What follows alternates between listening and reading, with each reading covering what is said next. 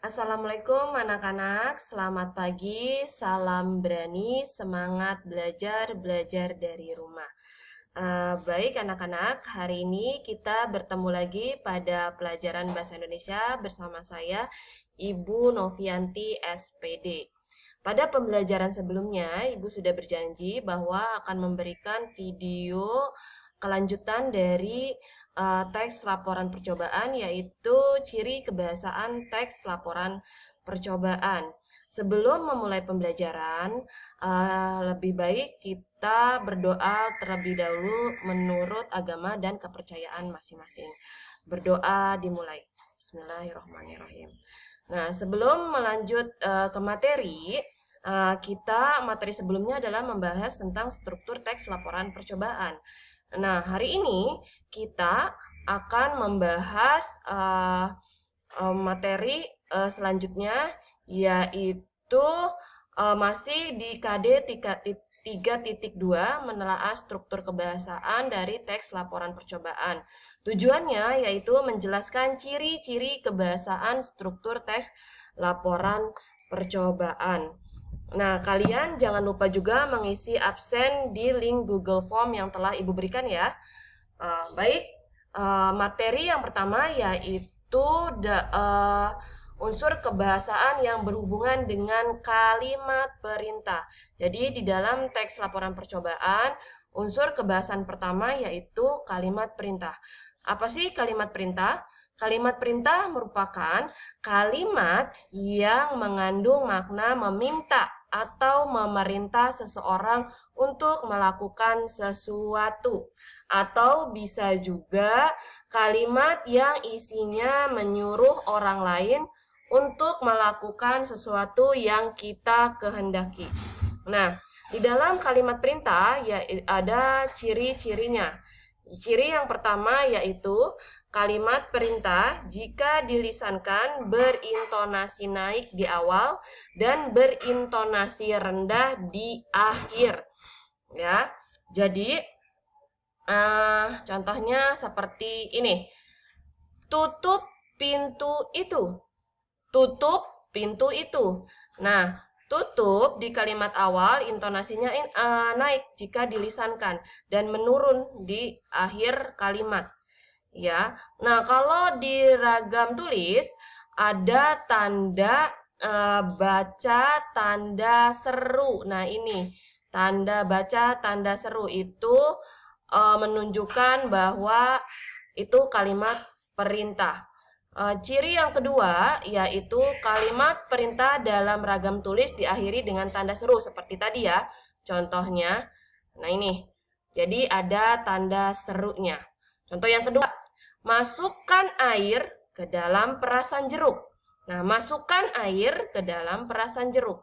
Masukkan air itu intonasinya tinggi ketika dilisankan dan lalu merendah ketika sudah di akhir kalimat.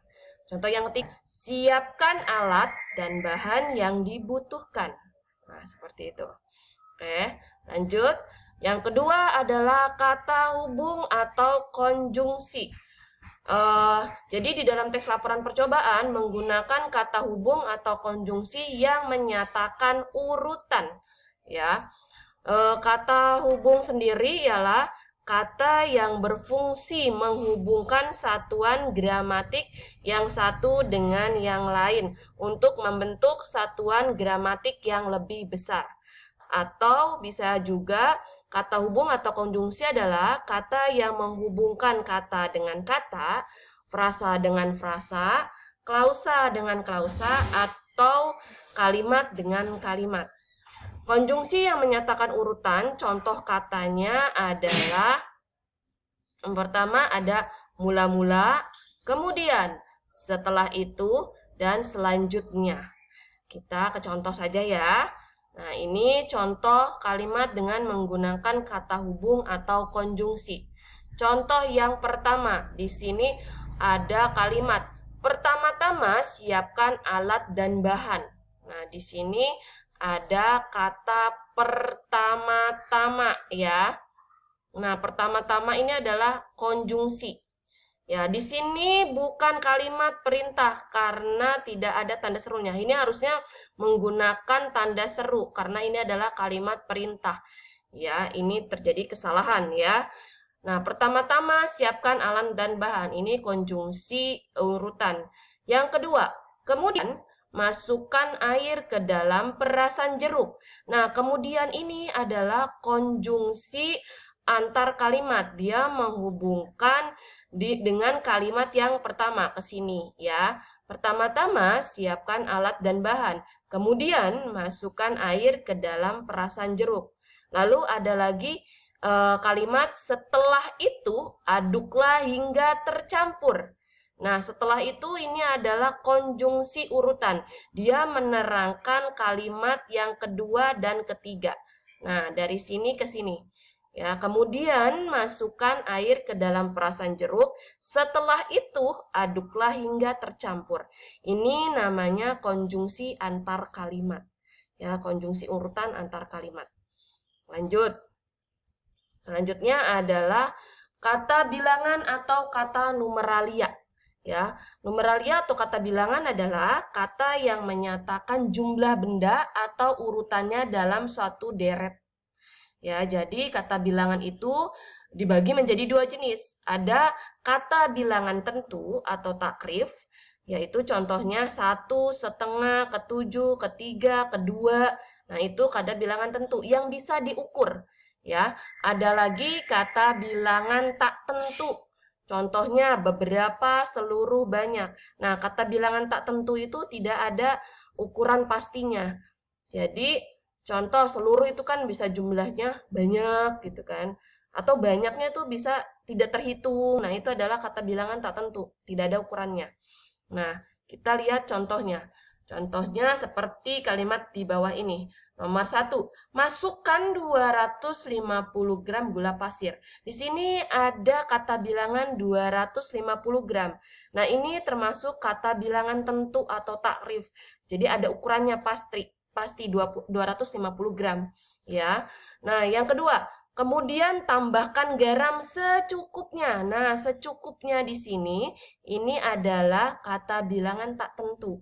Jadi tidak ada ukurannya. Secukupnya itu bisa banyak, bisa sedikit. Ya. Ada lagi yang kalimat ketiga, setelah itu masukkan 1 sendok teh. Nah, kalau 1 sendok teh ini ada ukurannya. Jadi dia kata bilangan yang tentu atau takrif. Selanjutnya adalah kalimat aktif. Kalimat aktif adalah kalimat yang subjeknya melakukan pekerjaan. Ya. Ciri-ciri kalimat aktif. Nah, kalimat aktif ini sudah dipelajarin ya di kelas 7 dan kelas 8. Nah, kalian harus membuka lagi buku-buku kelas 7 dan kelas 8. Nah, ciri kalimat aktif itu kata kerjanya berawalan me dan ber. Karena dia akan melakukan pekerjaan. Nah, yang kedua, predikatnya bisa berupa kata kerja aus. Apa sih kata kerja aus? Kata kerja aus itu adalah kata kerja yang tidak memerlukan awalan. Jadi dia berdiri sendiri. Nah, ini contohnya. Nah, kalimat aktif itu dibagi menjadi dua ya. Ada kalimat aktif intransitif. Intransitif itu predikatnya tidak perlu ditambahkan objek. Nah, kalau kalimat aktif transitif, yaitu kebalikannya, predikatnya memerlukan objek.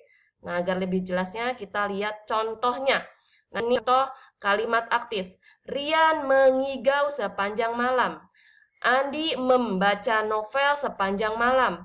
Yang ketiga, adik bersepeda ke sekolah. Di sini ada awalan me dan awalan ber. Nah, kita akan cek satu-satu. Nah, kita yang mana yang intransitif, yang mana transitif ya.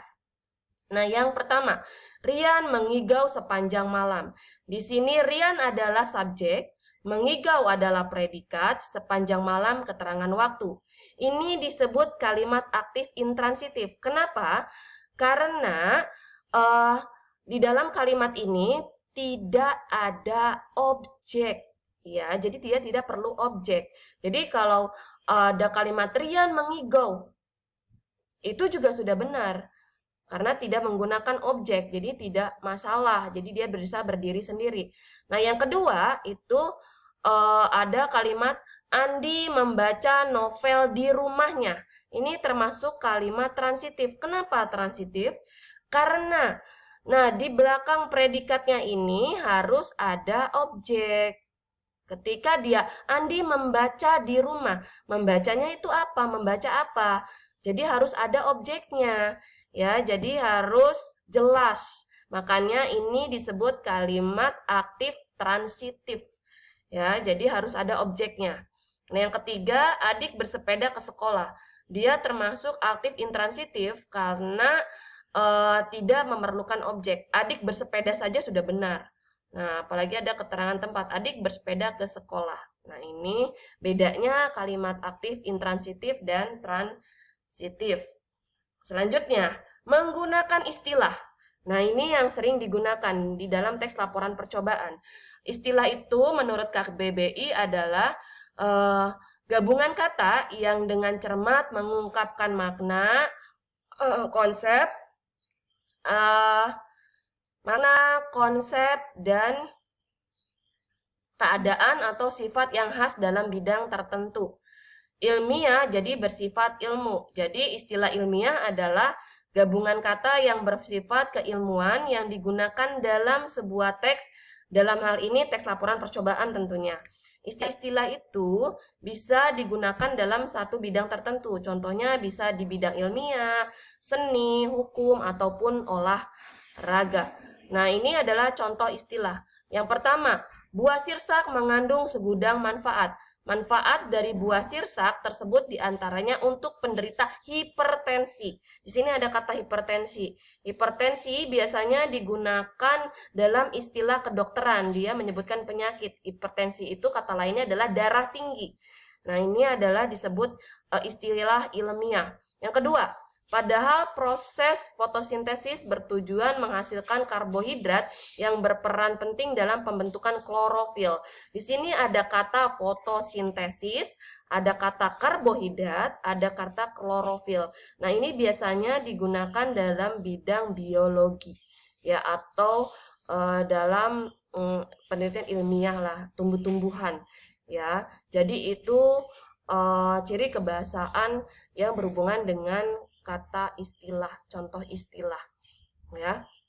Oke, baiklah anak-anak, hari ini kita telah belajar tentang ciri kebahasaan teks laporan percobaan. Nah, kita rangkum bahwa di dalam ciri kebahasaan teks laporan percobaan itu ada namanya kalimat perintah, yaitu dia memerintahkan untuk melakukan sesuatu. Biasanya kalau dalam tulisan ditandai dengan tanda seru. Nah, terus ada lagi kata hubung atau konjungsi, kata yang menghubungkan bisa kata dengan kata, frasa dengan frasa, klausa dengan klausa, ataupun kalimat dengan kalimat. Ya, ada lagi kata bilangan numeralia, dia berhubungan dengan bilangan. Ada bilangan tentu dan ada bilangan yang tidak tentu. Terus selanjutnya ada kalimat aktif, ya. Jadi, kalimat aktif dibagi menjadi dua, kalimat aktif transitif dan kalimat aktif intransitif. Selanjutnya adalah menggunakan istilah. Jadi istilah ini kata yang digunakan dalam bidang-bidang tertentu. Jadi bisa dia bidang ilmu kedokteran, seni, ataupun olahraga. Oke. Baiklah, ciri kebahasaan les laporan percobaan kita sudah selesai. Mudah-mudahan kalian bisa memahami ciri kebahasaannya. Nanti kalian mengerjakan LK-nya bisa dari buku paket bahasa Indonesia, ataupun nanti Ibu akan memberikan tugas melalui Google Form yang bisa kalian kerjakan. Ketika nanti kalian ada kesulitan, kalian bisa chat lewat WhatsApp grup daring bahasa Indonesia. Sebelumnya kita tutup pembelajaran hari ini. Ibu berpesan kalian tetap sehat, tetap semangat belajar. Jangan lupa selalu jaga kesehatan dan sampai jumpa lagi. Mudah-mudahan kita bisa bertatap muka secara langsung, ya. Kita tutup dengan ucapan hamdalah, alhamdulillahirabbil alamin. Wassalamualaikum warahmatullahi wabarakatuh. Sampai jumpa.